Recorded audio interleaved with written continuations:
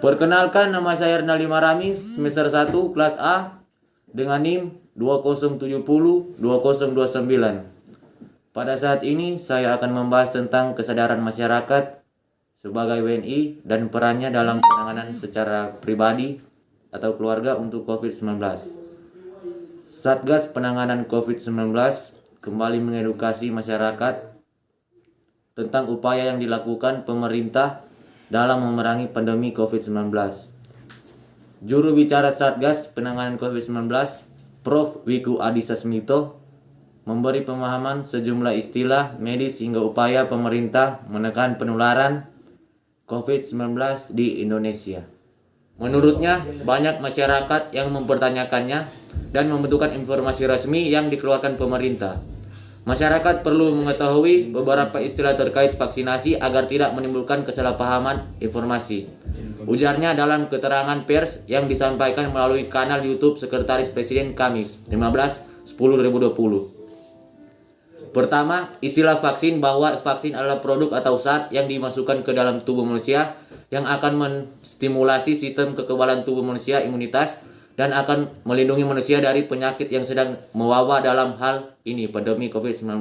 Apa itu vaksinasi? Suatu prosedur untuk memasukkan vaksin ke dalam tubuh untuk menstimulasi sistem imun tubuh dan akhirnya bisa memproduksi imunitas terhadap suatu penyakit, lanjut Wiku. Ketiga, imunisasi adalah suatu proses yang membuat tubuh manusia terlindung dari suatu penyakit melalui proses vaksinasi tersebut. Keempat, istilah imunitas yaitu kemampuan kekebalan tubuh memerangi suatu penyakit. Dengan demikian, apabila terjadi imunisasi, akan terbentuk imunitas dan akhirnya kita bisa terlindung, jelas Wiku. Saat ini terdapat kandidat vaksin yang dipersiapkan pemerintah dan akan diberikan kepada masyarakat, yaitu Sinovac, Sinopharm, CanSino, AstraZeneca, dan Genesis. Namun sebelum vaksin-vaksin itu diproduksi secara massal, baik diproduksi dalam negara maupun luar negeri, harus lulus beberapa tahapan uji klinis. Tahapan-tahapan ini, kata Wiku, bertujuan untuk memastikan keamanan pada manusia terhadap juga menentukan takaran dosis yang aman untuk digunakan. Saya ulangi sekali lagi, keamanan vaksin bagi masyarakat adalah prioritas dan tugas utama pemerintah. Wiku menekankan. Meskipun begitu, vaksin bukan satu-satunya solusi untuk mencegah penularan COVID-19. Vaksin adalah bentuk intervensi kesehatan kepada masyarakat. Menerapkan disiplin dan patuh terhadap protokol kesehatan malahan lebih efektif menurunkan risiko penularan sampai 80%. Adaptasi perubahan perilaku memang tidak mudah. Oleh karena itu, perlu adanya kerjasama antar elemen masyarakat dalam upaya pengendalian COVID-19. Termasuk dalam program vaksinasi yang akan kita hadapi, imbu Wiku. Masyarakat juga diminta untuk cerdas dan selektif dalam menerima informasi sebelum mempercayai dan membagikan informasi terhadap kepada orang lain.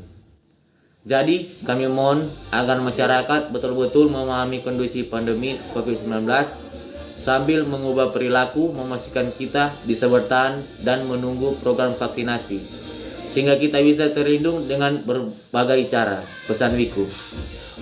Di samping itu, saat menjawab pertanyaan media, Wiku memastikan pemerintah melalui Badan Pengawasan Obat dan Makanan (BPOM) mengawal jalannya uji klinis kandidat vaksin, termasuk melakukan pengawasan mutu produk melalui sertifikasi cara pembuatan obat yang baik (CPOB) hingga produk akhir atau siap pakai.